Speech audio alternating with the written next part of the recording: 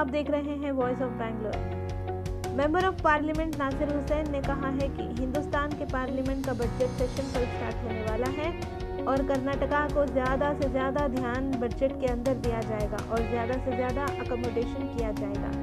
आइए बात करते हैं नासिर हुसैन साहब से। आप तमाम लोगों को आज की इस प्रेस कॉन्फ्रेंस में तहे दिल से इस्तकबाल करता हूँ।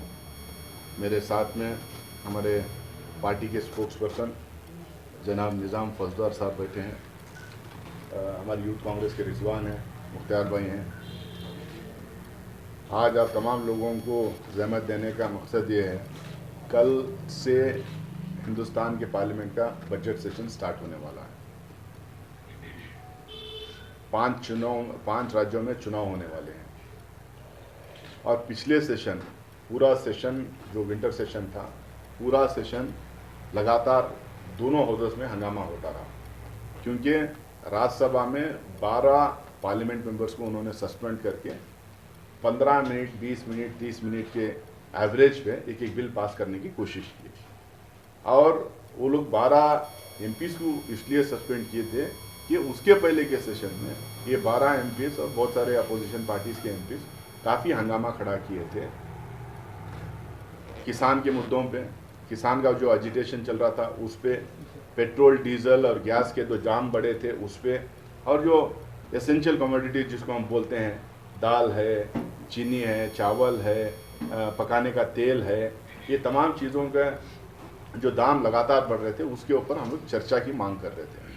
हमारे बॉर्डर पे चाइना घुसपैठ करके 2-3 गांव वहाँ पे इस्टेब्लिश कर दिए। ये हम नहीं कह रहे हैं, ये अपोजिशन पार्टी के लीडर्स नहीं कह रहे हैं, ये सैटेलाइट इमेजेस उसके हैं हमारे पास। इसके अलावा कोविड में जो इतने सारे लोग जो मारे गए थे उनको हम लोग कॉम्पनसेशन की मांग कर रहे थे। लखीमपुर खीरी उत्तर प्रदेश में जो एक मंत्री MOS होम, हिंदुस्तान के मंत्री का बेटा एक ट्रक लेके जो एजिटेटिंग फार्मर्स के ऊपर से चला के ले जाके 5-6 लोगों की उसमें मौत हो जाती, मार देता है, उसका रेजिग्नेशन की मांग कर रहे थे। ये तमाम चीज़ हम लोग लगातार रूल 267 राज्यसभा का है, जिसके तहत हम लोग कोई भी MP अगर एक नोटिस देता है तो उसमें चर्चा करवाना चाहिए। ये तमाम मुद्दों पे हम लोग लगातार चर्चा की मांग किए, लगातार नोटिस देते रहे, लेकिन किसी भी तरह से सरकार बच नहीं हो रही थी, किसी भी तरह से सरकार इस पे चर्चा करवाने के लिए, बहस करवाने के लिए तैयार नहीं हो रही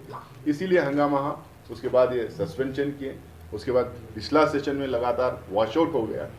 आज भी हम कल बजट सेशन में हम जब जा रहे हैं तो ये तमाम मुद्दे अभी भी जिंदे हैं, ये तमाम मुद्दे अभी भी ओपन हैं। ये मुद्दों को फिर से हम रेस करेंगे बजट सेशन में, फिर से हम बजट सेशन में इन तमाम मुद्दों के ऊपर नोटिस देंगे और बहस की और चर्चा की मांग करेंगे। इसके साथ में बजट है। अब बजट में हमारे स्टेट से 25 भारतीय जनता पार्टी के MP चुनकर गए हैं और फाइनेंस मिनिस्टर इस देश की निर्मला सीतारमण भी, मैं कैसा राज्यसभा मेंबर हूँ, वो भी इसी स्टेट से राज्यसभा मेंबर है। तो उनको और ये तमाम MPs को ये पूरी कोशिश करना चाहिए कि कर्नाटका को पूरा ध्यान दे बजट के अंदर, ज़्यादा से ज़्यादा हमें अकोमोडेशन करे, उसको ज़्यादा से ज़्यादा प्रोजेक्ट्स हमें दे। हम लोग खुद लिखित में दिए हैं, रेलवे रूट्स के बारे में लिख के दिए हैं, नए रूट्स के बारे में लिख के दिए हैं और बहुत सारे यहाँ पे डेवलपमेंट वर्क्स के बारे में हम लोग सब लिख के दिए हैं। हम चाहते हैं कि उसका अकोमोडेशन हो। इसके अलावा 5 राज्यों में चुनाव चल रहा है और चुनाव जहाँ जहाँ चल रहा है वहाँ से जो कुछ भी अब तक खबरें आ रही हैं, हमको ऐसा लग रहा है कि कहीं भारतीय जनता पार्टी 5-0 ना हो जाए 5 चुनाव। उत्तरांचल, पंजाब, गोवा, मणिपुर, ये तो साफ हार रहे हैं। उत्तर प्रदेश में भी जो है भारतीय जनता पार्टी हार रही है। अब कौन जीत रहे हैं एक अलग मसला है, बीजेपी हार रही करके लगातार जो है वहाँ से हमें खबरें मिल रही हैं। तो हमें लग रहा है कि ये राउंड जो इलेक्शन होगा उसमें भारतीय जनता पार्टी की एकदम भारी हार होने वाली है, बड़ी हार होने वाली है।